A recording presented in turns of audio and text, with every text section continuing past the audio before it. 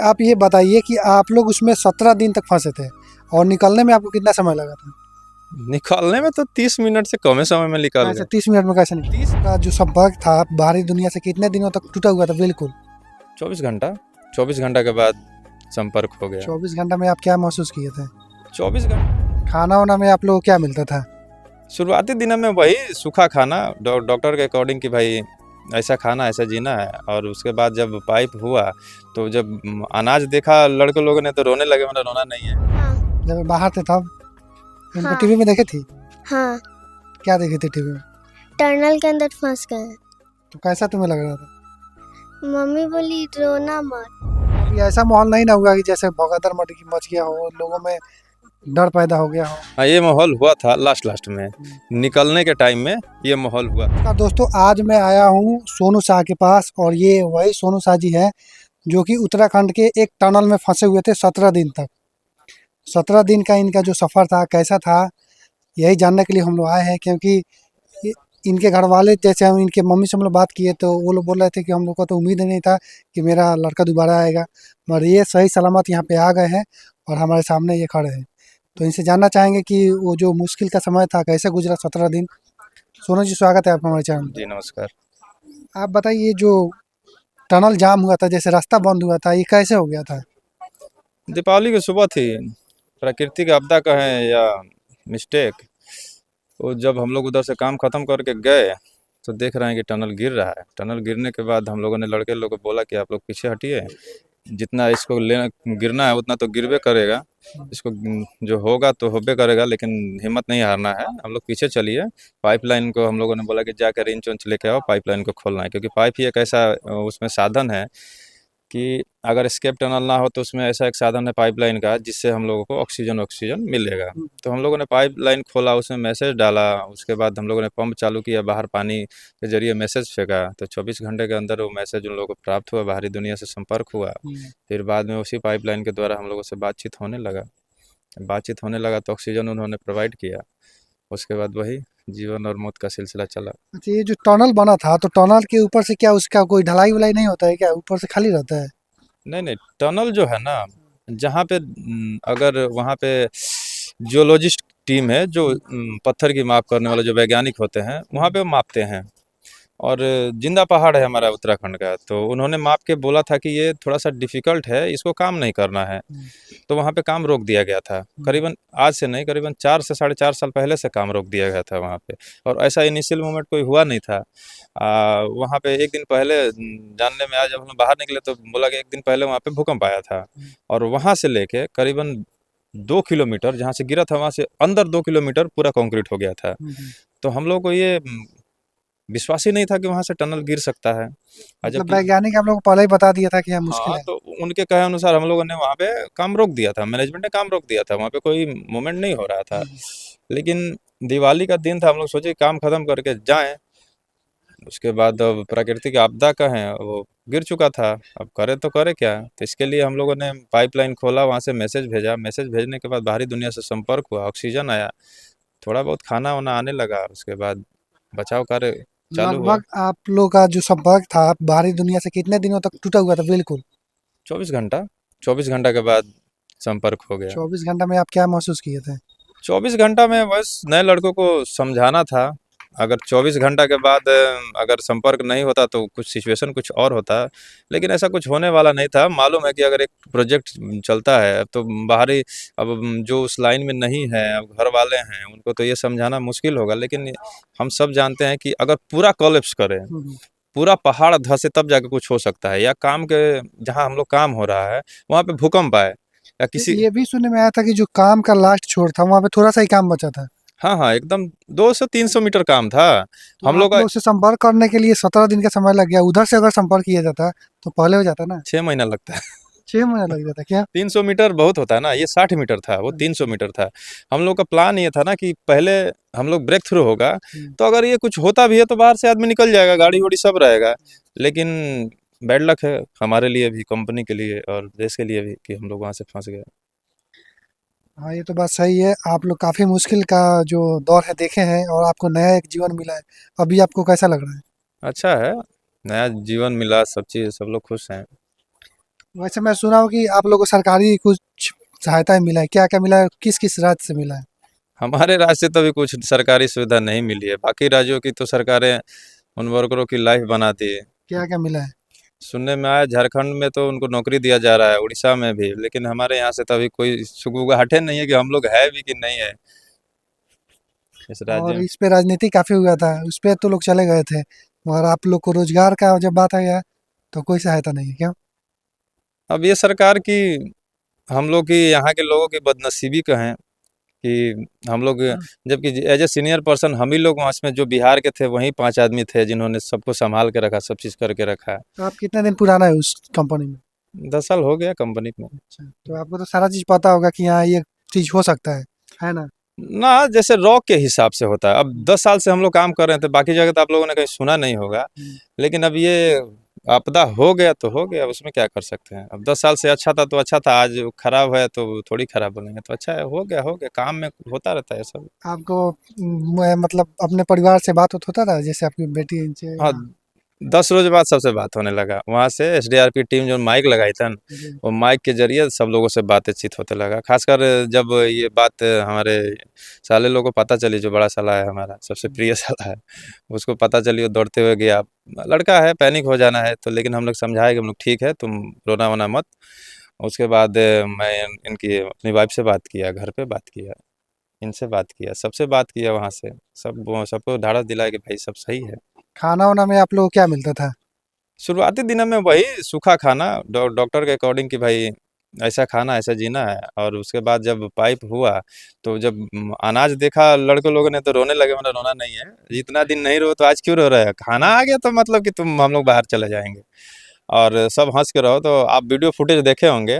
अब वो लोग जब चार्जर जो लाए, बोला कि गुरुजी चार्जर मंगा दीजिए, हम लोग मोबाइल वोबाइल चार्ज करेंगे। बोला सर से बोला कि सर चार्जर मंगा देते हैं, ताश की पत्ती मंगा देते हैं, खेलेंगे, थोड़ा टाइम पास होगा। तो एनएचआईडीसीएल के जो हेड थे, दीपक पाटिल उनका नाम था, जो पूरा कर्नल साहब थे, उनको बोला कि सर ये ऐसा है। बोला ठीक है मैं भेजता हूँ, तुम टेंशन मत लो। उन्होंने भेजा। बाकी कंपनी ने हमारी सारी सुविधाएं रखी, आज भी रख रही है, आगे भी रखेगी। आप लोग जैसे उस कंपनी में अभी भी जुड़े हैं ना?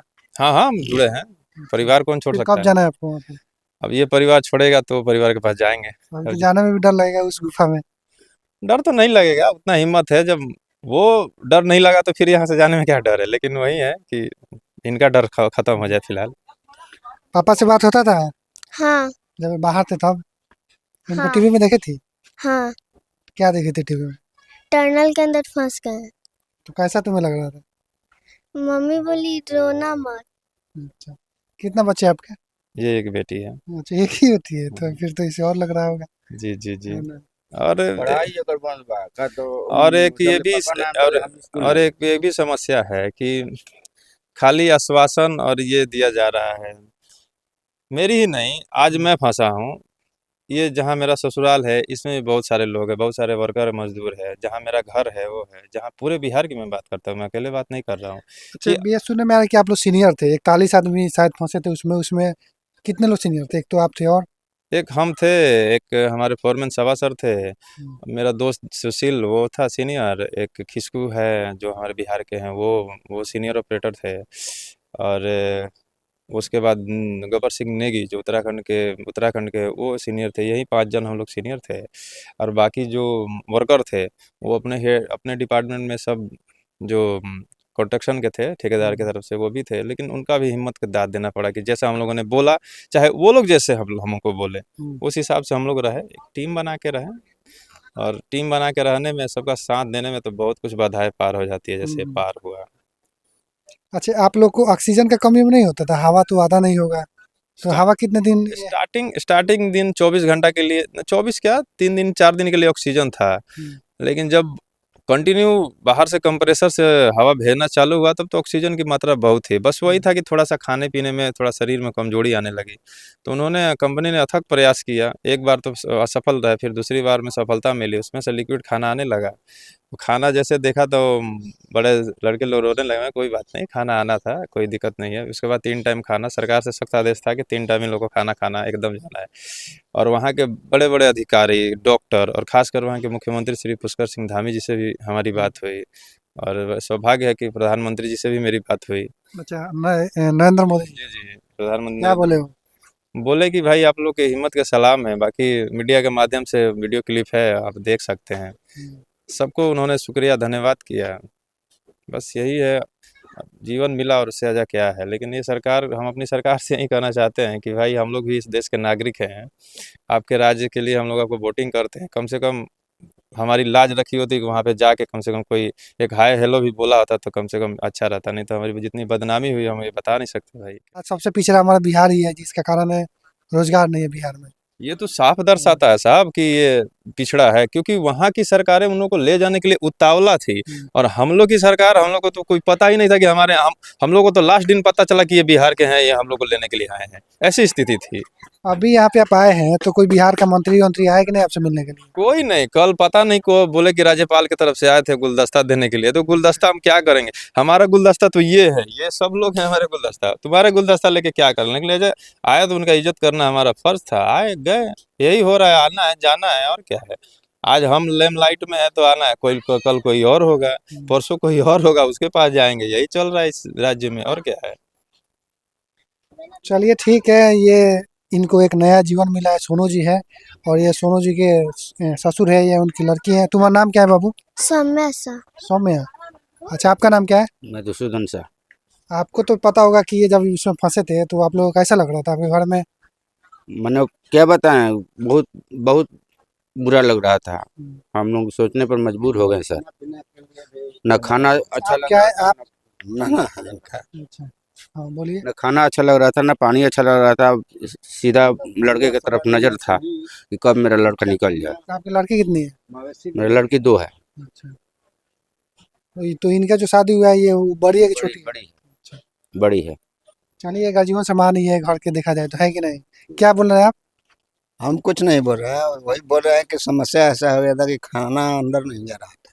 अच्छा, तो आप बताइए कि इनको बिहार सरकार से क्या मदद मिलना चाहिए? मदद तो मिलना चाहिए, इनको कम से कम रोजगार देना चाहिए सरकार को, बिहार सरकार को। हाँ, चलिए, आप लेकिन हमारे माध्यम से कुछ बिहार बोलना के चाहें तो बोल दीजिए। हाँ, क्या बोलना चाह इनको कैसा रोजगार मिलना चाहिए बिहार में, इनका क्योंकि जब इनको तक एक नया जीवन मिला है, हाँ, और इन लोगों के नाम पे इनके बहुत सारे राजनीतिक इनके पार्टियां, योग्यता के आधार पर इनको एक नौकरी होना चाहिए। क्योंकि राजनीतिक भी काफी हुआ है, आपको पता होगा ना। नहीं, बाहर में जब हम लोग आए तो देखे कि साला हम लोगों की हमें तो अपनी श्रद्धांजलि मैसेज डिलीट करते करते कम से कम 10 मिनट लगा, कि हमको इतना ना लोगों ने श्रद्धांजलि दे चुके थे कि भाई कि हम मर गए हैं। लेकिन बाद में आके हम लोग मैं अपने जितने भी मित्र थे जो हमारे चाहने वाले थे, उनको मैं मैसेज किया कि भाई मैं जिंदा हूँ, देख लो। वो बोले कि हमको मालूम था कि तुम जिंदा हो, लेकिन दूसरों को मुंह तो नहीं कर सकते ना। तो सरकार की क्या है, सरकार अब देखिए, और वैसे नया जीवन मिले फिर वहाँ पे जाएँ, आखिर आखिर तो यहाँ पे रहने से तो हमारा गुजर बसर तो होगा ना कहीं कुछ तो काम करना ही पड़ेगा। अब देखिए, औरों की तरह ये भी सरकार ऐसी है, तो फिर क्या कर सकते हैं, हम तो जितना बोल सकते हैं आपके माध्यम से बोलेंगे। चलिए ठीक है, आप अंत में बताइए कि अगर कुछ हमारे दर्शकों को आप बोलना चाहें तो। यही बोलना चाहेंगे कि हौसला से हौसला अगर आपके पास रहे तो आप कुछ भी पार कर सकते हैं। जैसे मैं पार किया, वैसे आप लोग भी तो एक इंसान ही है, पार कर सकते हैं। आपको भी एक पल के लिए तो डर हो ही गया होगा ना, क्योंकि इंसान तो आप भी है, चाहे कितना भी हिम्मत हो, और वहाँ फंसने के बाद तो डर होगा। हाँ, डर तो किसी को लगता है, लेकिन जो सिचुएशन से पार करके आ गया वही तो बहादुर होता है। हम लोग ने बहादुरी के साथ दिखाया। अगर हम लोग हथियार डाल देते तो आज हम आपके सामने तो होते नहीं कि भाई अब उसमें कुछ नहीं। उसमें जैसे आप लोग को लैटरिन वोटरिन ये सब का दिक्कत नहीं होता था? लैट्रिन के लिए दिक्कत नहीं है, वो तो कॉमन सेंस है कि अगर गंदगी से बचना है तो फिर उसके लिए तो जहाँ गंदगी करो वहाँ ढक दो। अब मिट्टी की तो कमी है नहीं, वहाँ जहाँ लड़के लोग गंदगी करते थे वहाँ पे ढक देते थे, फावड़ा वोड़ा सब है ही था। क्योंकि मान लीजिए सब आप लोग शायद पहले से सीखे होंगे, क्योंकि उसमें गैस भर जाता है ना। जी जी, वहाँ पे गंदगी रहने से हम लोग फिर वो जो जितना भी गंदगी उसको बाहर करवा देते थे। लेकिन ये तो कॉमन सेंस है, लड़के लोग भी माने, गंदगी जितना भी थे उतना ढक उक दिए, बस वो उसमें गंदगी। कभी ऐसा माहौल नहीं ना हुआ कि जैसे भगदड़ मच गया हो, लोगों में डर पैदा हो गया हो? हाँ, ये माहौल हुआ था लास्ट में, निकलने के टाइम में ये माहौल हुआ था। तो हम लोगों ने एक लिस्ट बनाया, वो लिस्ट में यही है, वो लिस्ट बनाया, वो लिस्ट में क्या हुआ कि जो सबसे कम एज के लड़के हैं, आप लोगों ने लाइव देखा भी होगा, जितने कम एज के लड़के हैं और जो पहली बार गए थे उस टनल में, जिनको एक्सपीरियंस नहीं था, उनको हम लोगों ने पहले निकाला। 39वां नंबर हमारा था, उसके बाद अखिलेश था, अखिलेश के बाद हमारा सावा सर था, नेगी जी था लास्ट में, उसके बाद एनडीआरएफ एसडीआरएफ की टीम निकली। अच्छा, सबसे लास्ट में आप लोग निकले। जी। चलिए, तो आप लोग का काबिले तारीफ है। अच्छा, आप ये बताइए कि आप लोग उसमें 17 दिन तक फंसे थे और निकलने में आपको कितना समय लगा था? निकालने में तो 30 मिनट से कम समय में निकल कैसे गए। 30 मिनट में कैसे निकले? 30 मिनट में जैसे कि अब वो जो पाइप था ना, तो ऊपर की स्थिति ऐसी थी कि भाई 17 दिन के बाद जाना कैसे है, तो हाँ, एसडीआरएफ की जो टीम थी ना, यहाँ पे जो उसका गार्ड था उन्होंने बांध दिया, और बाकी जो लड़के ऐसे ऐसे करके, और हम लोग भी लास्ट में ऐसे ऐसे करके सब लोग निकल गए। अच्छा, जी जी, नीचे करके आराम से निकल गए, उसमें कोई दिक्कत नहीं। 800 डाया बहुत होता है उसमें। आप भी आपसे अब जैसे हमारे एज के, हमारा जो ये है हाइट है, उससे थोड़ा सा नीचे था, बस स्केप और था। उसमें किसी का तबीयत खराब होता होगा तो तबीयत उसका उसमें से नॉर्मल, तो बुखार वुखार सबको था स्टार्टिंग में दवाई था? कि हाँ दवाई था। डॉक्टर की पूरी टीम थी, एक एक रोग के वहाँ पे स्पेशलिस्ट डॉक्टर थे। एम्स में फुल बॉडी चेकअप हुआ, सब कोई स्वस्थ निकला। वहाँ बौगनाथ बाबा की कृपा है, देवभूमि है। एक एक आदमी स्वस्थ हुआ, एक आदमी को कुछ खरोच तक नहीं आया। चलिए, ठीक है। ये है सोनू जी, और इनको एक नया जीवन मिला है, और ये अभी फिलहाल बिहार सरकार से नाराज लग रहे हैं, क्योंकि इनसे इनका कोई हाल चाल लेने वाला अभी यहाँ पे कोई नहीं आया है। और इनका जो भी अपडेट होगा आपको आगे मिल जाएगा। आप लोग हमारे चैनल पर बने रहें। Thank you.